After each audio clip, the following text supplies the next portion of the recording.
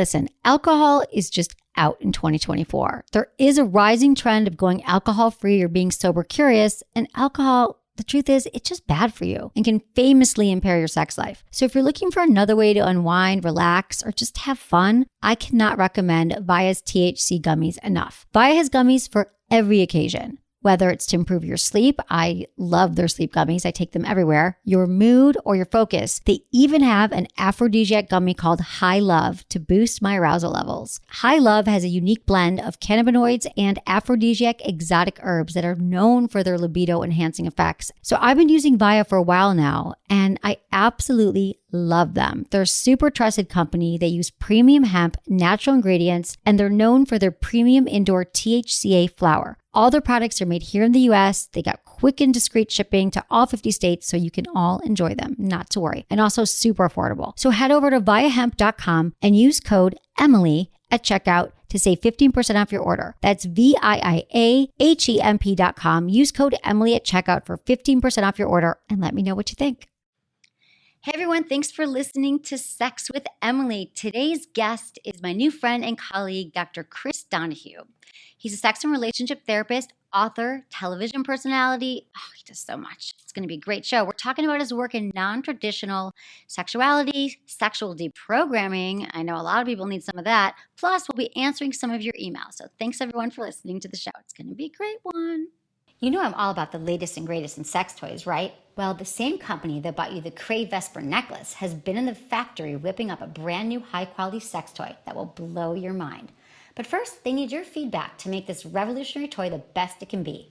We all know the most appealing characteristic we look for in a vibrator is how it vibrates.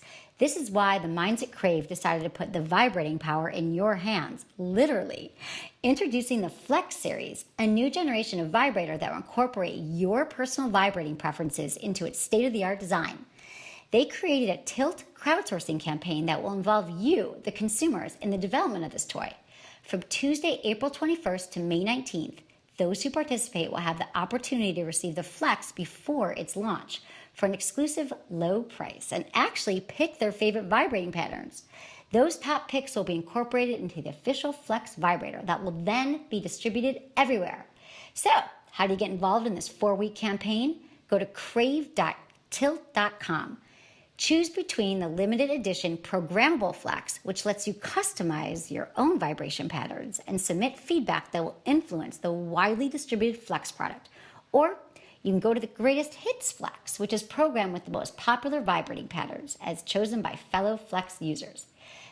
The earlier you pre-order your exclusive Flex series vibrator, the better deal you'll get. So go to crave.tilt.com and get involved in the Crave movement now. Into his eyes. They're the eyes of a man obsessed by sex. Eyes that mock our sacred institutions. Bedroom eyes, they call them in a bygone day. Hey, Emily, you got a boyfriend? Because my man E here, he just got his heart broken. He thinks you're kind of cute. A girl's gotta have her standards. Oh, my. Do women know about shrinkage? Isn't it common knowledge? What do you mean, like laundry? It shrinks? Can we not talk about sex so much? Are you kidding me? Oh my God, it feels so good. Being bad feels pretty good. Well, you know, Emily's not the kind of girl you just play with.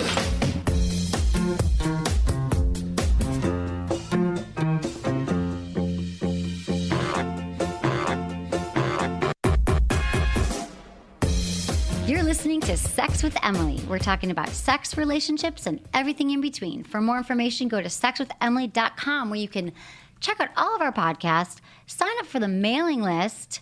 You know, I talk about my mailing list a lot just because you all tell me you like my emails, so do that. And you can also, we do 2 shows a week. Really easy. You can subscribe on the website, go through iTunes, and you can get the shows. You'll never miss them again.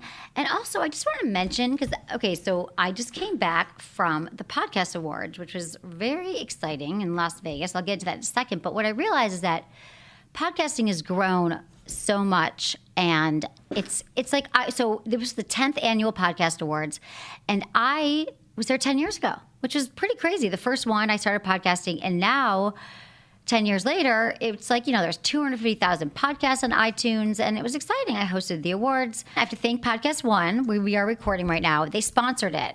And, it kind of reminds me of like the Webby Awards. When I was in San Francisco years ago, my friend started when the internet was just starting. And we were like, Webbies, what? And now it's like a huge thing. And I think the Podcasting Awards, since everyone's got a podcast and everyone's listening to podcasts, it's going to be a whole new thing. So I hope we're part of it every year. But the interesting thing about podcasting is I still find that people just are like, oh, yeah, I've heard of that. How do you listen? I know you're all listening, so you get it. But another easy way, if you don't know, there is a Podcast One app that you can download for your smartphone, any phone, and you can listen to any podcast you want. And it's really easy that way. So you don't you have to be on your iTunes and download it. You can just stream it anytime. So that's a really easy way to do it. So check it out that way. And so Vegas was a blast. Hosting the awards again, Chris Jericho, he's hilarious. He's a wrestler, singer.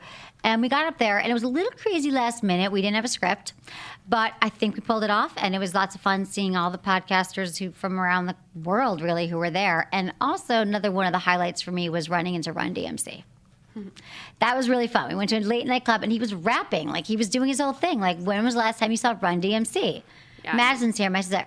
Do you even know Run DMC? I know who Run DMC is, and not only that, he was I think he hit the reality TV show circuit on VH1 and stuff too. Oh, he probably did. And Chris is here too. Oh yeah, well the minute you said Run DMC, it brings me back. Right? Because that was MTV in its beginning originally. Exactly. The founders of MTV. Right, exactly. Run D is trick it, and he was singing, and it was he was really cool. We were in his VIP section at One Oak, whatever, in Las Vegas, the nightclub. So it was a great time, and I just got back. So late last night, and here I am with you. I'm excited. Awake. You look awake. I faked it. I tried. I know some makeup things and stuff like that. But yeah, it was exciting. And so yeah, again, thank you to Podcast One and everyone who voted. We got people to vote. I have to say I didn't win, but I think it was rigged. But I'm totally cool with that. I'm totally cool with that because I just love anyone who's doing podcasting and doing their own thing because we get to talk to everyone in the world. And there's no one's regulating us. We can swear if we choose and talk about what we want. Okay, Chris. Dr. Chris, hey, I'm so glad you're here because we met briefly. We did a seminar together. We did. Right? That was a good time. Yes. Yeah, that was fun. What was it about again? Sex talk? It's funny. I was thinking about that when I came in. I can't remember. Me neither. I know that we were great on the panel. I know that I loved you. Though. You were we did something together, right? I recognize the face. I know the name. No, I totally know you, but I'm what was the topic? About? It was at the clinic. Body wellness. You guys did the body wellness. It was body well or something like that. I promoted it. So she did promote it. Body wellness. It went well. It went really well. And now you're on the show Sex Box, so people have seen that, which is exciting. But you're doing so many things. And the reason why I love you're here, you're a therapist. You see patients, clients, you run groups. You do a lot of interesting things that we're going to get into. Yeah, I'm out there trying to, as we used in the intro, deprogram. Well, that's okay. So that's your new book coming out. Yes. Okay, so the title of the book is Sex Outside the Lines. Sex Outside the Lines. So I just love that deprogramming because I think so many of the issues that people have with their sex life, sexuality, is that we have so much messaging. Yes, and the number one question I get asked, people always say, you work as a sex therapist, so you must be working hard at fixing people's sexuality. And I say, no, it's actually the opposite. I'm always telling people that they're okay and they're healthy. Right. They just want to know if they're normal. Totally. Number one question, am I okay? Am I normal? Right, exactly. And you help them realize that it's okay because so many people have a lot of shaming around their sex life. So we'll get into that and all of the great work that you're doing. But first, I just thought we'd start with a little bit of sex in the news. Tell me what you think about this. Surprise! Studies show public display of affection are good for relationships. Little PDA. If you've ever been to Paris, you've probably noticed something that we rarely do in the United States, excessive PDA. For reasons, as Americans, we'll never truly understand. The French can't go anywhere without being all over each other.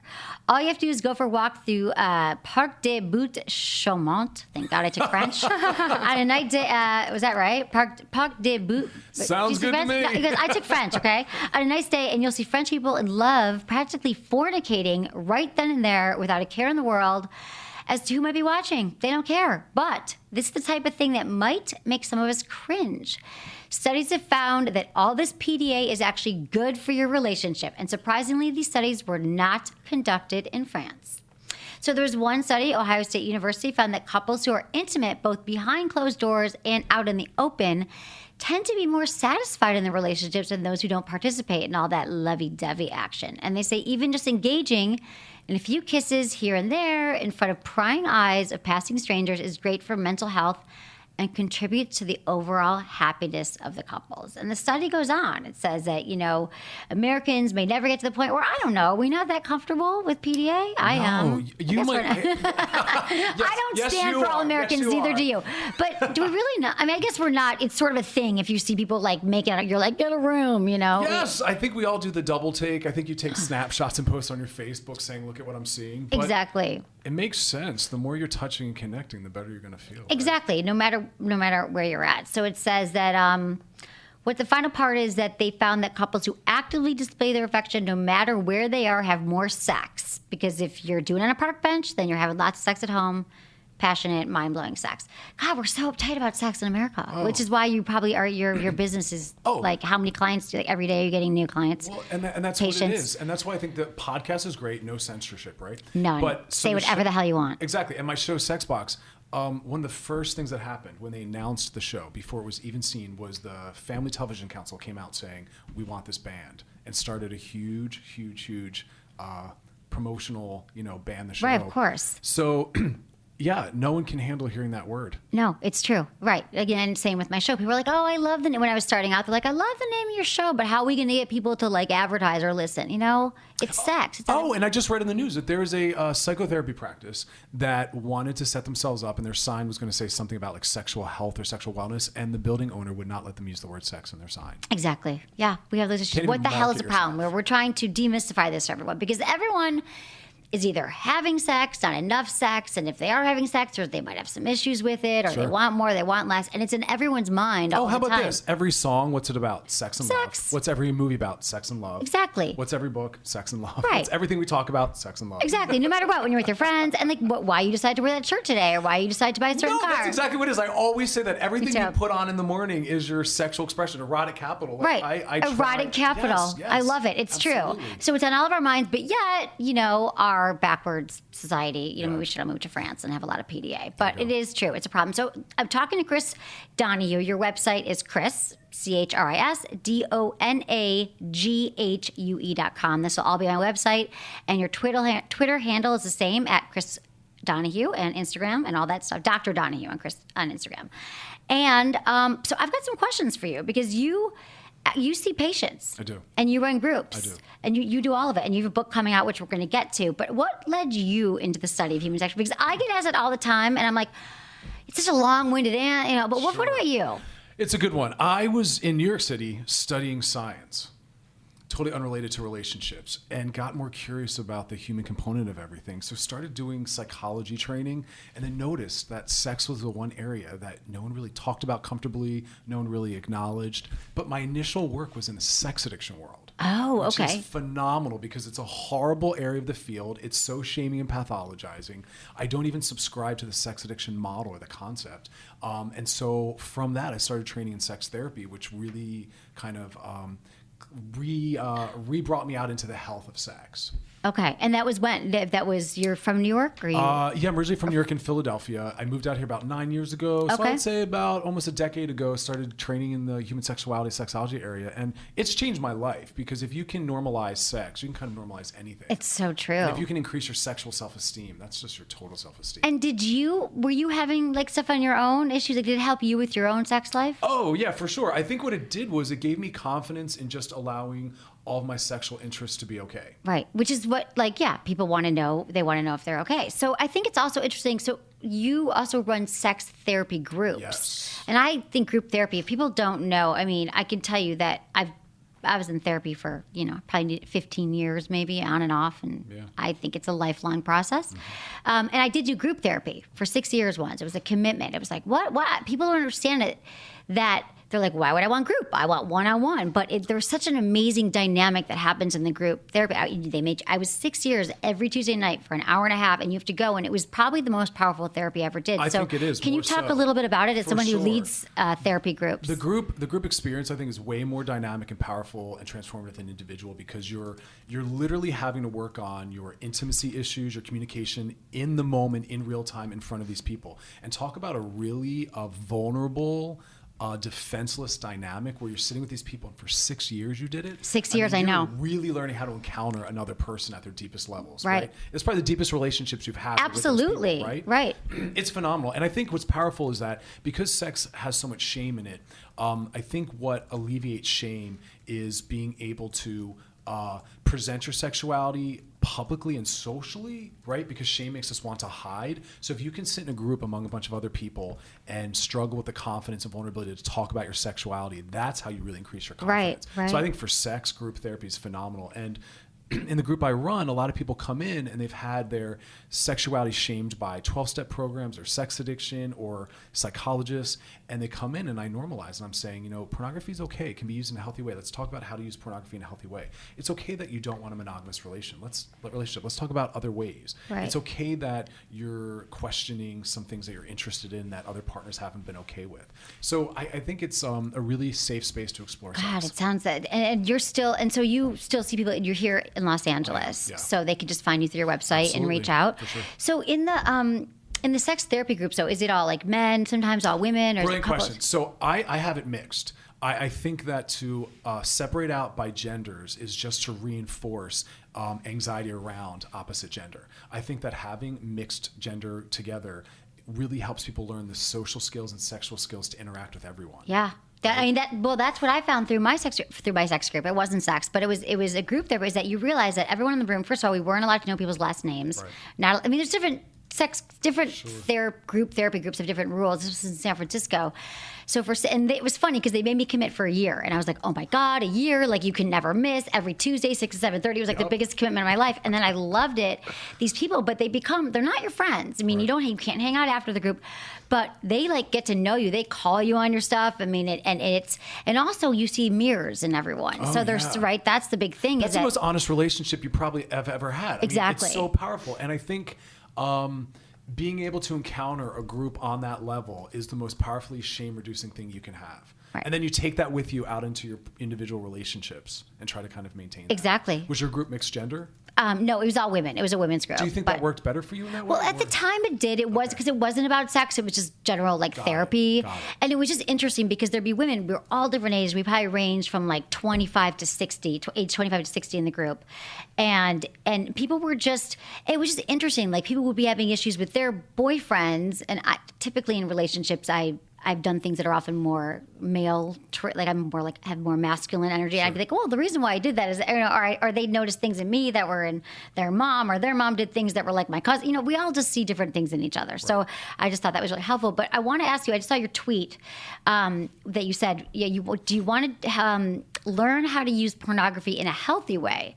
So join your sex therapy group, because I think that we're talking about sex addiction and pornography, and you don't even subscribe to sex addiction. No. So can you talk about that? And then also what the hell's going on in pornography? I've heard, I was talking to Dr. Drew, we do Loveline together, and he was saying, the latest thing now is 12-year-olds are addicted to pornography. Yeah, so number one, so the reason why I don't subscribe to sex addiction as a model is because it's being treated and looked at like drug and alcohol addiction, and there's very, very large differences. So drugs and alcohol, if you never use drugs and alcohol ever again, you'll be healthy. So I don't worry about someone erroneously thinking they're an addict and being sober and that being a problem. Like whether or not you're an addict, if you go sober, you'll be fine. Sex and love are things we have to learn how to have in our life. It's not healthy to just be anorexic and push them out. Right. So, sex is always operating on us. Like we said, it's what we wear in the morning. It's how close me and you sit. It's how we look at each other. So you can't be addicted to a process that's always operating on you, like the need for sleep, the desire for food. So it's just about learning how to manage those drives. And I've learned with my clients that people that think they're sex addicted, they actually need to learn more about sexual health.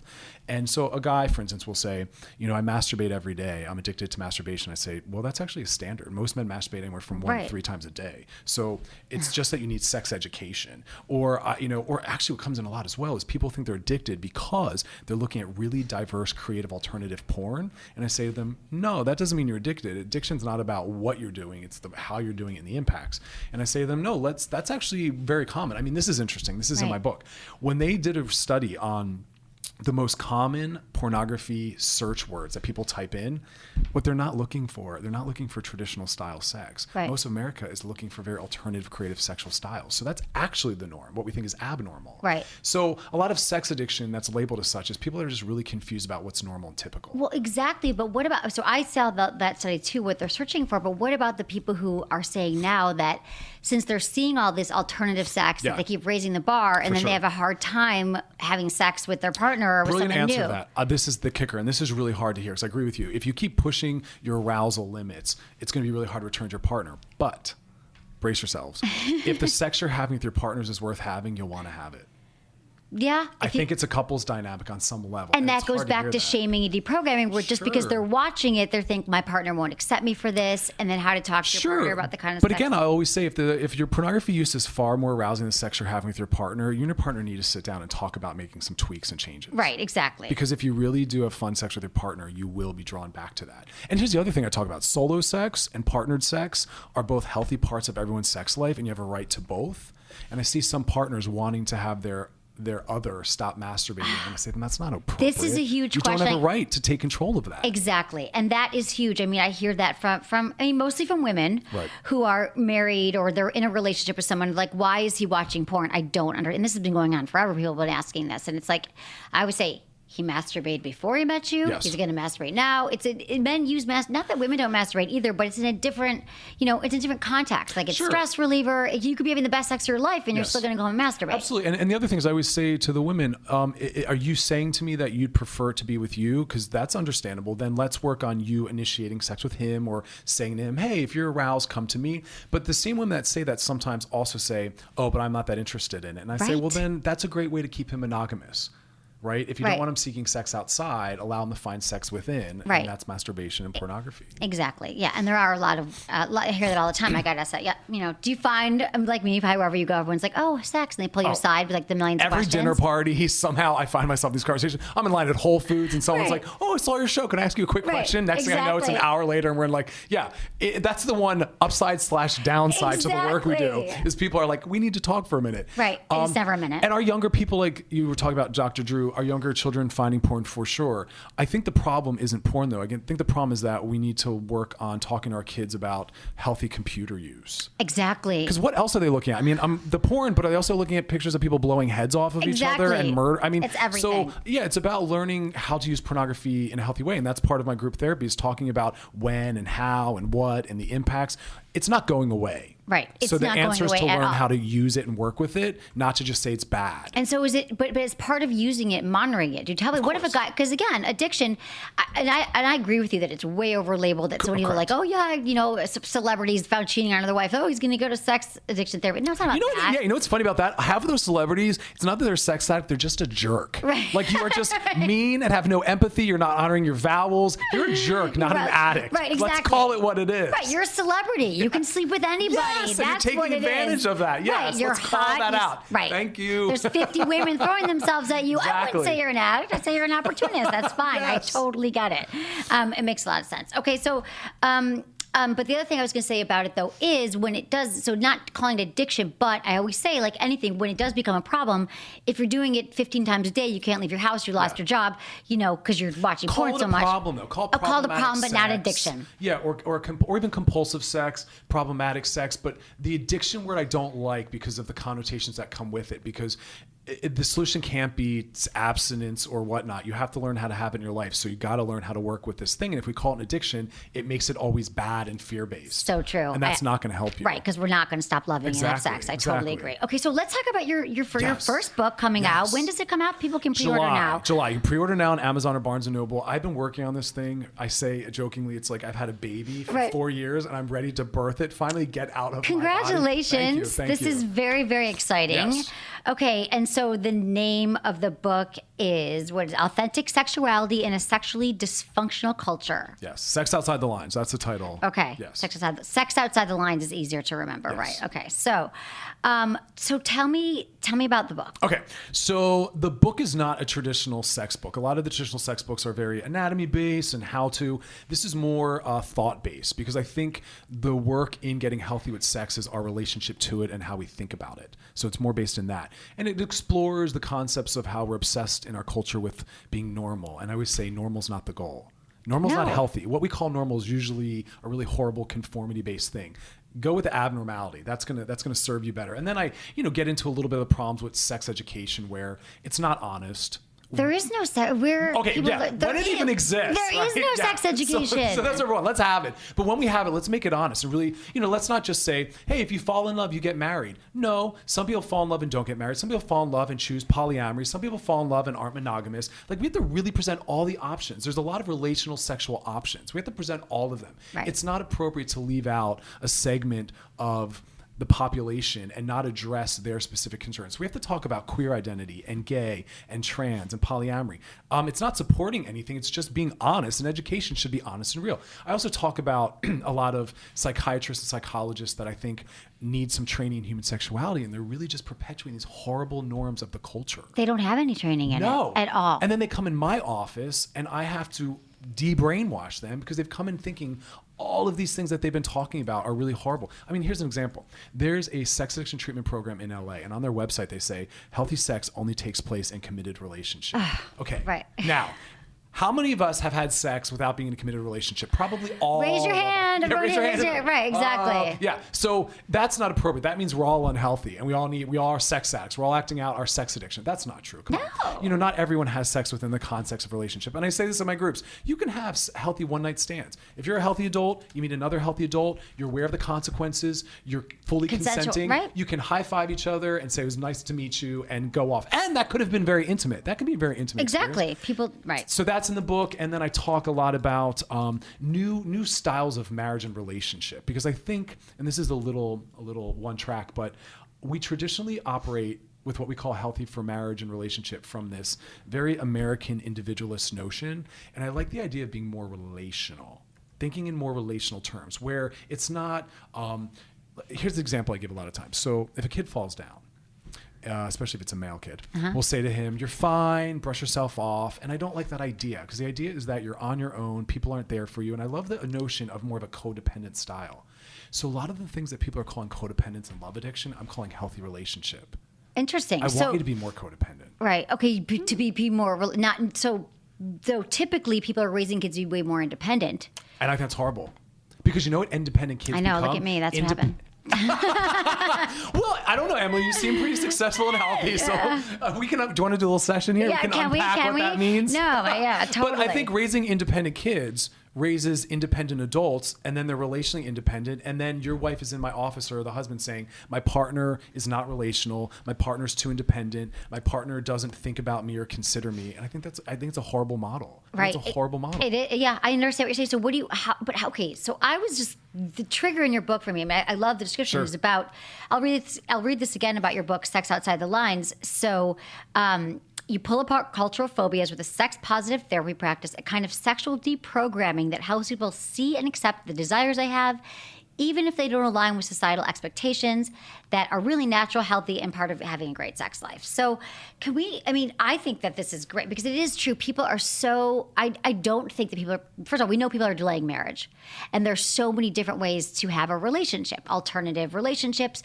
And I get this all the time. Polyamory, does that work? Open, oh, really? Does that work? Yeah, well, how is your monogamous relationship work? I mean, it's just, I'm not advocating that one is more right than the other, but find one that works for you. So I assume you lay these out in your book. And absolutely, and I think you make a valid point in that people are delaying marriage, and my theory is that we're delaying marriage or not getting married because the way we're doing it isn't working. Right. And the high cheating rate and divorce rate is, again, because it's not working. Exactly. But here's the kicker. Instead of saying the way we're marrying and the way we're dating isn't working, we're blaming people and saying there's something wrong with you, and we're not blaming the institution and the process. Like I can't wait to read your book because it's like a high five to that. I keep saying that because I'm like, no, I always tell people you can create the kind of union that you want. If you want to get married, you want to be, it's okay. But they don't believe that. Everyone follows the same heteronormative trajectory, and there's a flaw in it, and you just called it out, this individualized notion. And I keep saying to my couples, where's the we? Where's the us? And it's too much of me. And a lot of therapy is about what do you need and self-development. I say, get rid of the word self. It's not self-development. Here's my other theory in the book. All growth and development is relational development. If you're not, you grow through and in relationship. So when people say, like, I'm going off for a weekend and I'm going to be on my own and I'm going to really work on me, you're working on nothing. Because you grow more in a relationship. What are you working on when you're off by yourself? No one's triggering you. You're not working on communication skills or intimacy. You're working on being alone and independent. You got that down. Trust me. You got that exactly. down. And I've done a lot of that. I've done like 10-day silent meditation retreats. But you can't come back in. I can't come back in. I don't know how to come back. I'm like, I was sitting with monks for 10 days, and now what do I do? Yes, that's not relational. We need to be more relational. It's absolutely true. So, but the deep part, when I saw that, I was thinking, like, what about people who come in who have, just messaging from childhood, let's say religion, or, just things that are wrong and they feel shameful about masturbation or about sex. I mean, there's so much work that has to go into I'll say number one, I think it's almost impossible for anyone to get into adulthood without having been programmed problematically, right? And the number one thing I'm starting to zero in on, and you're a good example of the opposite of this, is the flaw with media. I think media is the number one educator. Everyone's like, oh, your parental dynamics and all that. No, media is more important in your social network. Think about it. Whatever your parents said or did, that's powerful. But whatever media you embed yourself in and what your friends and those norms, that eclipses that and washes that away for sure. Why? We want to be just like our friends. Right. And so part of the deprogramming is really looking at the social media you surround yourself with. So for instance, if you come into my office and you're saying, I don't have a lot of sexual self-esteem or body esteem, I want to know what magazines and TV shows you're watching. Right. Because they're reinforcing something. Who are you looking at on Instagram? Who are you following? Show me your Instagram. Right. And I look through and I see all these hot bodies. You're like, show it right. Yes. Well, what and about all the body shaming that Kelly Clarkson and Pink? I'm doing an interview about that this afternoon. Horrible. I mean, that's huge. Good for them, for the way they're coming back at it, saying, I'm okay. I'm okay. Like, here's the cheesecake, right? Totally. Is what they're saying. But it's just people just shame them because, it makes people feel better about themselves, the whole psychology behind that. Stop watching and looking at things that make you feel bad. If your Instagram posts and Facebook things you're following make you feel bad because of what you're looking at, delete it. Please delete it. Exactly. And Facebook, too, people are like, there's studies that show people who spend more time on Facebook are more depressed because all their friends are posting these perfectly edited photos of their vacation with their happy husband and their happy life and, really get inside that. We'll see how happy. But, okay, I'm going to make a quick shout out to our sponsors, and then we're going to come back. I'm going to have you help me answer some emails from our people. Fleshlight. Have you ever used a fleshlight? Do you know about the fleshlight? I not only know about the fleshlight, I'm also aware that there are websites that tell you how to make your own homemade fleshlight because that can be expensive. Yeah. And I make it my business to try everything. Okay, got it. I should have brought you a fleshlight. Well, it is the number one sex toy for men, and it's a male masturbation sleeve, and so you can feel the pleasure of having sex anytime. They have them for, men, gay, straight. They have everything. You have a favorite porn star. You can buy, their mold, whatever you want. Isn't that wild? I know, right? They're like, I really want her mold or his penis, whatever his butt, whatever you want, that's fine. Engineered, fleshlight was engineered to look and feel like the real deal. It was like invented by NASA, believe it or not, their patented material. And I don't know, my listeners, they're like, really? Do I need that? I got my hand. But you know what? It's a different experience. Mix it up, people. Switch it up. Masturbation month is right around the corner. It's in May. And get them for your partner. Yeah. It's a good gift for a partner. It's a great gift. Madison's my fleshlight poster girl. Yes, I gave my boyfriend, he has not one, but two fleshlights, different fleshlights for different situations. And they're great. They've totally improved our relationship. I wrote a blog on it. It's called My Boy's New Toy, where I talked about why I love my boyfriend's fleshlight almost as much as he does. Right. You got to check that out on our website. So go to sexwithemily.com, read Madison's blog, and click on the fleshlight banner or use code Emily to get a free bottle of their award-winning flesh lube, because you can never have too much lube in life. Amen. That's how I feel, right? That's right. Huge fan of lube. Okay, so I want to thank everyone for emailing me at feedback@sexwithemily.com. I love hearing from you. And don't forget, when you email me, include your name and where you live, and how you listen if you get to that part too. But just really just your name. And we don't have to use your real name. You can even use a fake name. But really, I want to know where you live and how you listen to the show. Okay, and Chris, I'm glad you're here because these are some I think that you would really be great, insightful, and helpful. Hello, Emily. Thanks for your show. I really like listening while at work with earbuds, by the way. I've been with my wife going on 15 years, and now after a recent argument, she dropped a bomb on me. She feels like we are no longer emotionally connected and has no desire for sex for over a year now. I had no idea she felt this way, and now I wonder how long she's been just going through the motions with no real feelings towards me. She said she couldn't remember the last time she felt anything in that department. This is obviously a huge problem for my marriage. I admit that I probably deserve it. We're both strong-willed people. Arguments seem to come easy for us, and a lot of hurtful things have been said over the years. Love my wife. Even though we have our problems, I assumed that at least we always had an attraction for each other, but now not so sure. I feel guilty for wanting sex, knowing she doesn't desire it or even enjoy it anymore. Am I wrong for feeling this way? Second, Being a man, I don't really understand the whole concept of emotional connection. I love my wife and assume she loved me and there was a connection. But with women, it goes deeper. And I know guys don't always see the underlying issues. How would you suggest that I start to fix this? My wife says it's fixable, but she doesn't know how. We work opposite shifts. I only get to see her on weekends. During the week, it's text and email only.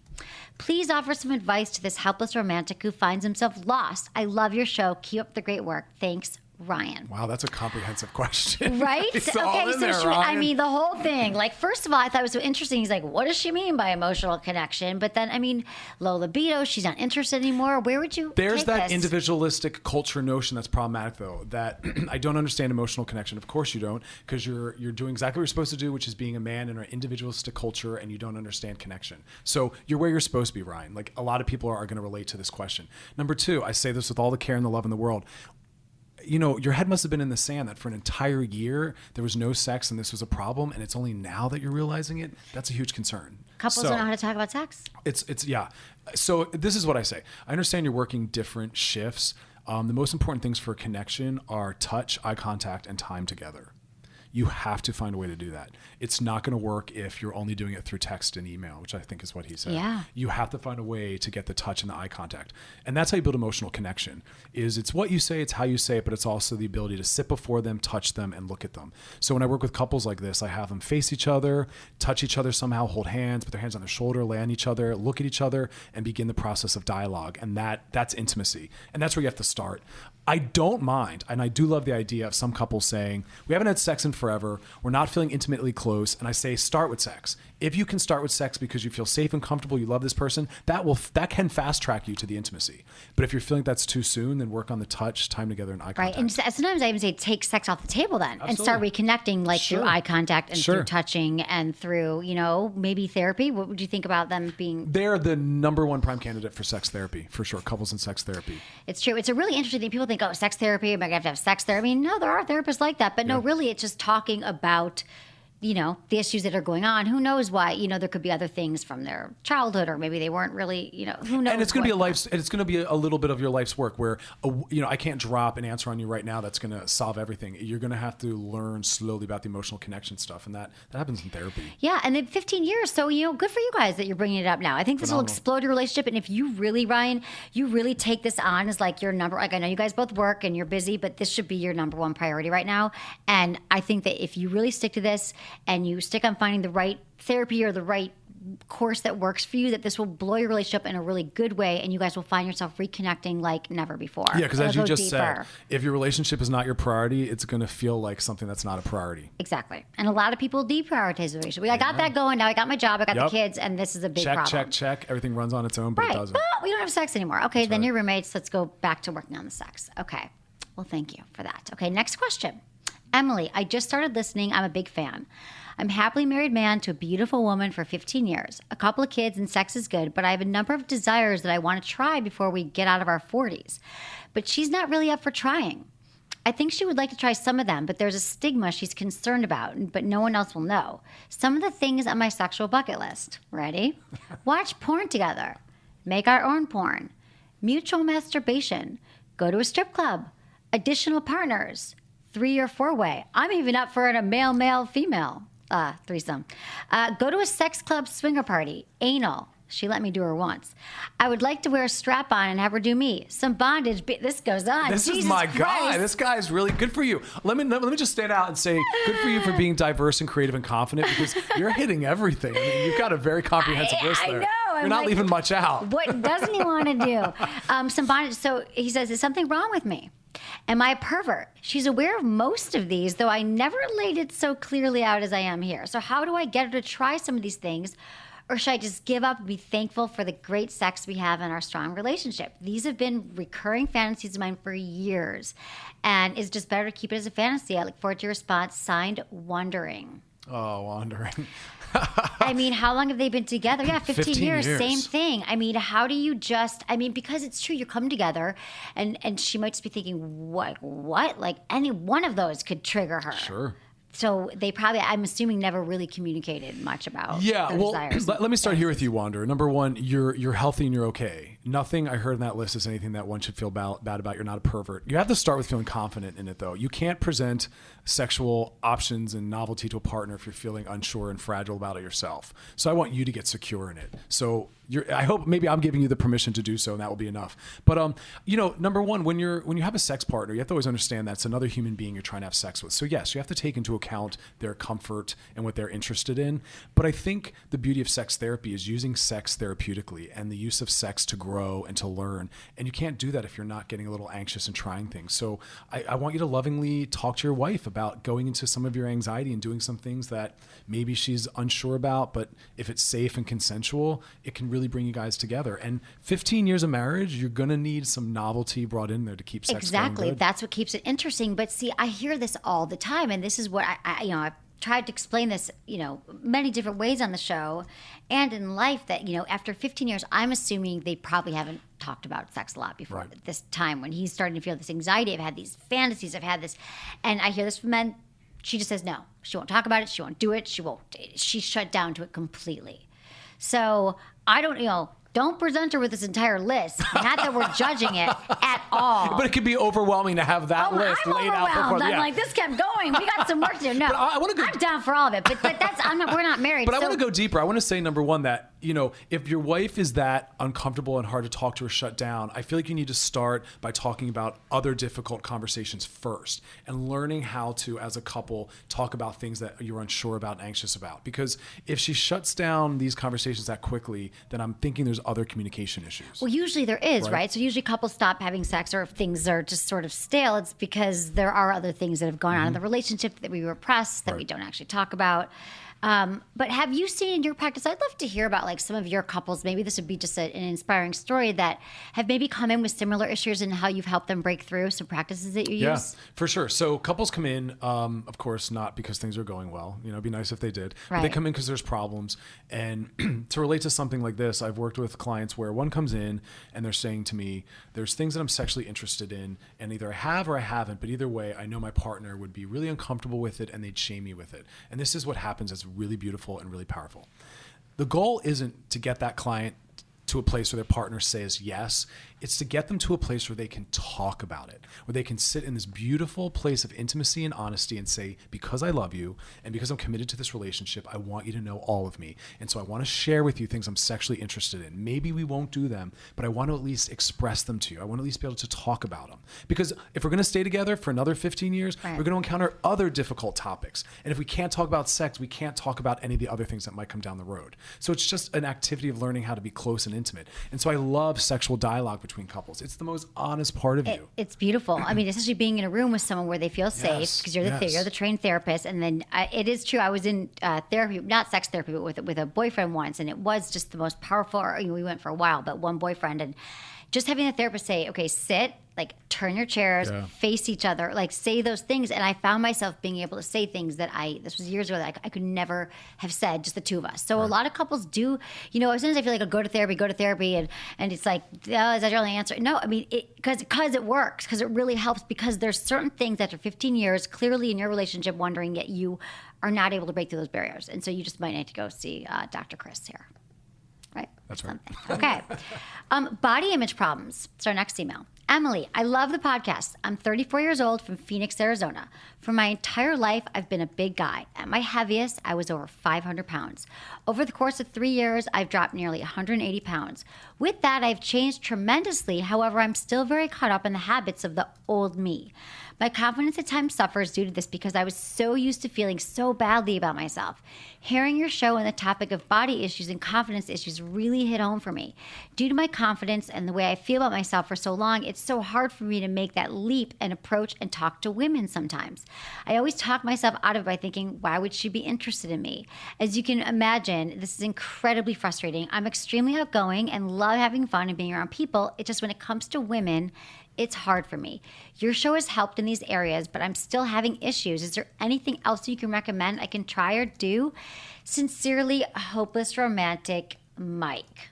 So, the only thing getting in the way is Mike, because for so long he was overweight. He identified that person, women won't like me, women won't like me. And just because you shed the weight doesn't mean that your internal mind isn't telling you those same messages over and over again.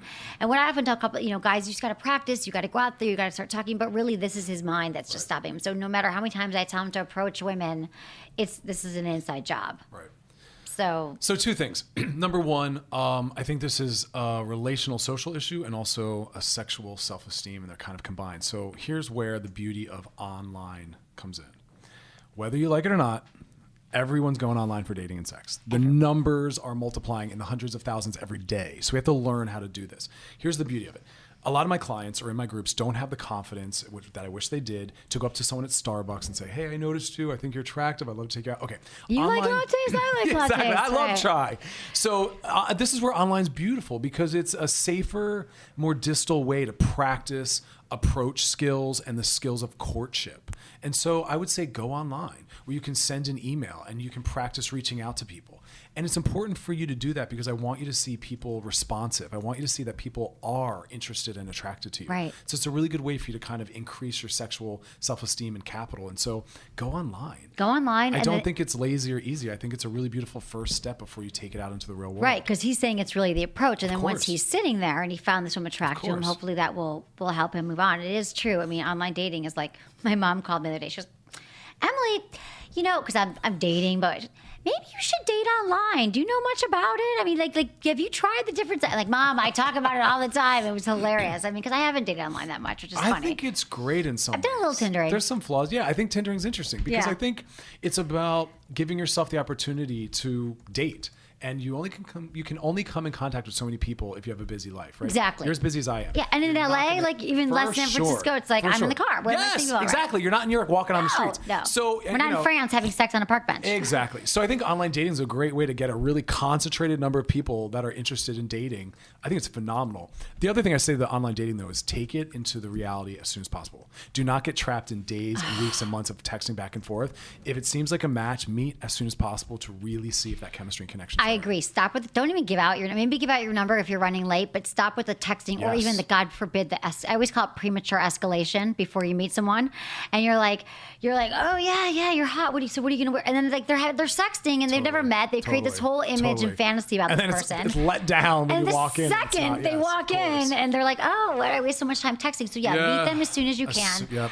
And there's nothing wrong with you, Mike, also that if you want to, set up a few dates in a week. I mean, this might help you. Just like it's practice. Yes, it's practice. I'm a big fan of dating a few people because again, dating is to decide if you want relationship. Dating isn't the relationship. You date to see if you want that. Healthy people date a couple people. They don't commit within the first 3 days. Why do people do that all the time? They're like, I know. They're like, they force it. I'm like, no, let's diversify.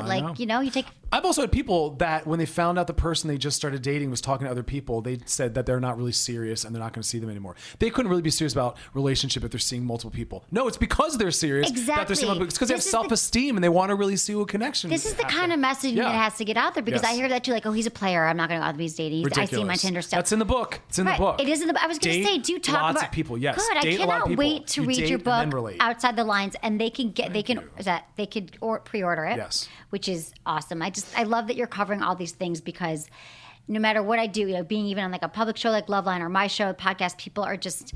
They just think it's crazy the alternative. It's not for me. It's not for me. It's just for freaks. It's just for whatever. No. But we're not saying that you have to be polyamorous, live in a polyamorous love circle, be a swinger. Most people aren't ready for swinging polyamory. Let's also call that that is an advanced, evolved style that most of you who are listening are not ready for and don't have the skills for. We're just saying, have a relationship that is based on the two of you. Yes. It's just like how weddings, I never understood. Like, I never really aspired to have like a wedding and walk down the aisle. I'm like, why? I get tradition. I get the whole like she wears white and he does this. But like, I always think that when I go to weddings and they're like cookie cutter and they seem exactly the same as every other wedding, I'm like, there's two people coming together. Supposedly they're committing for life or, for a while, a long time. Let's hope for life.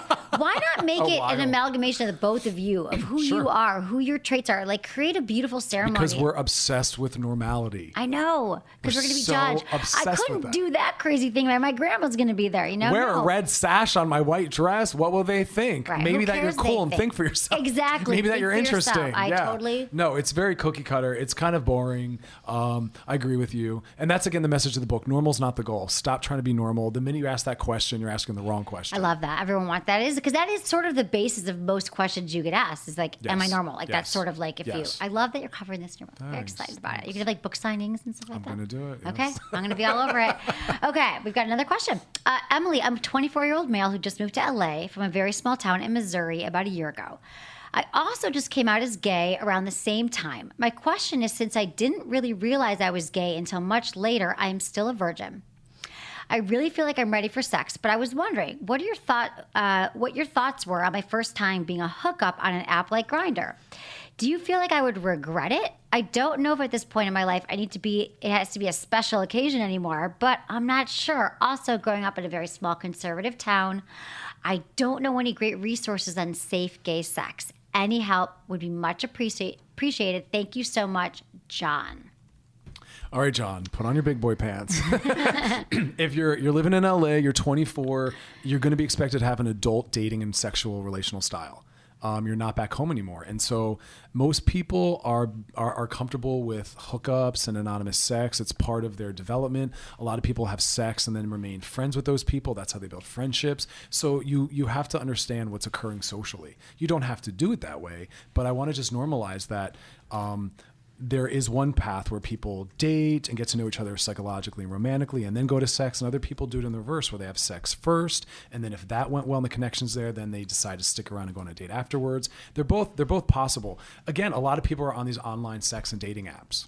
You're going to have to learn the skill set at some point. But what about him just giving up the first time on a Grindr? Well, I'll tell you. I mean, it's different in the gay community. I get it. Well, no, but there's a lot of heterosexual people as well that are comfortable enough with the idea of being sexual and not having that always in service of relationship. Right. No, I mean, I hear guys who email me that are straight. They're like, oh, should I just go have sex with a pros, or should I just, I mean, I just think... What yeah, I know. There's a lot of rumbling. Honestly, I have like really strong issues on this. Like if it was one of my female friends who was asking me for her first time or any type of first experience, like it's not that it's like an emotionally even that it needs to be intimate if he's saying like I'm over it, but you need someone who you're going to trust to be gentle with you and to ease you into it. But shouldn't that like, always be what you should look for? Exactly. The fifth time and the 15th time. But that's why I don't think you should go on Grindr. Yeah, exactly. And meet some guy and who doesn't, and maybe he'd be afraid to say he's a virgin and he's going to take it. It could be damaging. I'm okay with it. Yeah, I'm okay. Because here's why. I want you to be an adult, and I want you to know what's happening in the adult world, and that's kind of part of it. And I want you to have adult social sexual skills. I'm not saying to go do that, but I'm saying I'm not concerned if you do. I want us to stop prioritizing the first time, because many people's first times is horrible. Yeah, they're confused, most people. Yeah, they're young. I mean, because we don't know what to... Right. It ends in disappointment. If you look back at people's loss of virginity, it's rare that they're like, yeah, we're still friends. We love each other. We got married. It's usually, oh, that jerk, he dumped me. It was horrible. I didn't feel comfortable. And that's not the way it should be. But I want us to stop prioritizing this first time as though it's this powerful thing. Look, we don't worry about the first movie you see, or the first car you buy, or the first food you eat. But this is the one thing where we make it this magical step where the minute you do it, it's transformative and different. For most people, no, it's not at all. Yeah. But I think also, I like what you said about him just like normal, because, I moved here from Michigan. Well, I moved to San Francisco from Michigan off the boat at, that age. And so it's like... San Francisco woke you up. Yeah. Oh, yeah. I mean, it was like, what? That's the best sex training you got. Exactly. But it's true that you get there and it's a little like, oh, God, that's, we're not in Kansas anymore. So I like what you said about him, like making some friends also, and just starting to kind of go to the bars, hang out. And I'll say this. It sounds like you're not ready. If you have that much anxiety, I would say maybe wait. Because I want people to have sex because they really want to and they feel confident in it. And so that's the more important dialogue about this, is if you're that anxious, wait. And also being 24 male, just coming out as gay and you're still a virgin is like not, that's, Sure. That's totally, you're not alone in that. There's a lot of people that do that. I mean, like to me, I'm like, you're right on track. Good. You came out, you moved to LA. Did you say it was in West Hollywood? No, I didn't say that's a good assumption. That's just I didn't say he was in West Hollywood. That's just you being smart. Because I moved to West Hollywood. I think I just said 5 seconds. You run out to get a Starbucks. You're done. I'll say this. Don't use word. What you really need to focus on is, am I doing it for the right reason? And it sounds like you're anxious and you just want to do it. And that's not the best reasoning. So just chill out, wait. Yeah. Get some friends. Get to know the area. Find someone you like. Slow it down a little bit. Yeah, go to the gym. Go get a latte. Go to the gym. You got a lot of other things to worry about. Fine. I mean, seriously, I'm not worried about you at all. Yeah, I'm not either. You'll get there. Okay. Do we have time for one more? It's okay. Hey, Emily, been listening to your show for a while now, and I love it. My girlfriend of 10 months and I have been having regular sex. That's now becoming a problem. To start, I've never came with a partner, and I've had 8. but my girlfriend thinks there's something wrong with her. She thinks that because I don't come and sometimes I'm not in the mood for sex, that she's no good, doesn't do it for me, and doesn't want to be with her, and that's not the case. I know it's something wrong with me, but she doesn't seem to believe me. I do come when masturbating and watching porn, and when I masturbate, it takes 30 minutes to an hour. The longest my girlfriend and I have had sex have probably been 30 minutes before she says she's worn out, she's came too much. We've tried a number of things. She's come too much? Yeah, because he's delayed ejaculation is what Happy we're talking lady. about. I know. I want to start in on this already. I feel like you don't even need to read the rest of the question. Dalton, he's from Missouri, 21. All right, so number one, there's nothing wrong with you. Let's just start there. Number two, I love the idea that your girlfriend is orgasming multiple times. I know. Lucky I love lady, it. Congratulations. Here's the thing. I hear this all the time.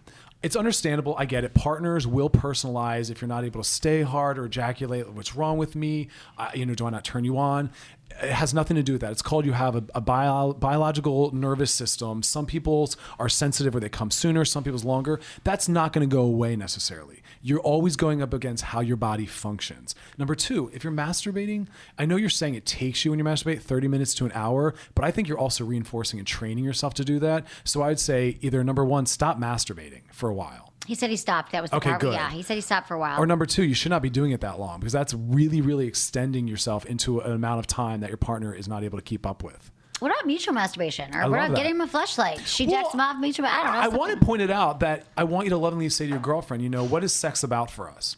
It's probably about pleasure and connection. And whether you're coming in her, with her, or around her or not, you're having pleasure and you're bonding. And so where and when you ejaculate shouldn't be relevant. She's getting off, her needs are met. Thank God, you're staying close and connected. That's all you need to worry about. This is the thing. Case closed. But the issue is, what I hear from a lot of women is that they think they put the blame on them. Of course. He's not ejaculating because I'm not hot. But I want women to know we have a central nervous system, and that dictates when and how we orgasm. It's not just about how aroused we are. There's a physical, biological component. And no matter how hot you are, no matter how much he loves you, you can't be more powerful than his biological system. Exactly. So it's not. You guys should listen to this together. It's all. Yes, fine. absolutely. Yes. I know. That's why I said. Well, a lot of couples do listen to the show together. I'm like, because it helps. But I was with someone like that too. That was delayed. I'm like, really, like forever? Yeah.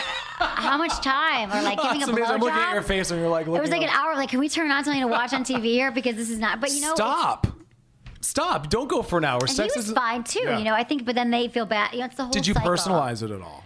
Did you go through that? No. You didn't. I was That's like, good. I'm hot. I'm doing this right. No, I didn't. But I was, I knew. But I knew delayed ejaculation. I knew it was going on. But this is unfortunate. But if I was in my 20s, I might have. Like if I was younger, I might have been like, and that's why I'm glad this comes up. Giving him a good blowjob? Am I not? Now I know. Skills. Now I know that I've got that down. But this is why it's good we're talking about this, because more people need to know that this is actually not that uncommon. This isn't, this is something that we're all going to possibly encounter at some point, and it's okay. It's like delayed or premature. Sure. We've all, sexual dysfunction. Do you talk about this in your book as well? I do. Your book covers everything. I do. Okay. I do. So that's awesome. Okay, so anything else, Chris? We got your Sex Outside the Lines. Yes. People can buy your book. And what is your personal number one sex tip? Oh, that's a good one. My personal number one sex tip. It's probably going to fall under the lines of keep it diverse and creative. Good, healthy, hot sex is something that always has something new, novel, interesting. If you want to be with a partner monogamously long term, you want to have diversity. So get comfortable with that early on. Okay, that's Don't good. get into a And rut. what about your biggest turn-ons? Well, that's a good one. My biggest turn-ons is confidence. If I'm going to have sex with someone or date someone, I want to know that they're going to bring their entire self to me, because I like to be friends with and date people that can transform me and I can transform them. I want to grow. I want to learn. I want to be challenged. So I need the confidence. That turns me on. And turn off? Turn off would be, and I feel horrible saying this as a therapist, fragility, fragile. I want to be with someone who's really, I want to be with someone who's really worked on themselves. Right. Yeah. And they can bring their best to me. And so it's okay if you're fragile and you have things to work on, but go work on them. Are you dating now? I am. You're in a relationship? 6 months. Oh, good. Yeah, so the sex is still good. Okay, favorite sex product, if you've ever used sex product? It's funny. It's what you said in passing. I think lubrication is one of the most important sex products. Me too. So underrated. Get lube. Always have lube. It doesn't mean you're slutty or trampy. Healthy adults have lube ready if you're a guy or a girl. Lubrication's awesome for vaginas, penises, anal sex. Yeah. Lube. Masturbate with lube. It's better for sex when you're going to go to a partner. Get comfortable that way. I think lube. Yeah, for sure. lube. I'm a huge fan of lube. I want lube on every nightstand. I seriously be proud that you're using lube. Okay, so I have a few little announcements here that we got to make. So that is, okay, here's what's happening, people. Tuesday, May 12th, I'll be 8 o'clock p.m. I'm doing a show with Lynette Carolla.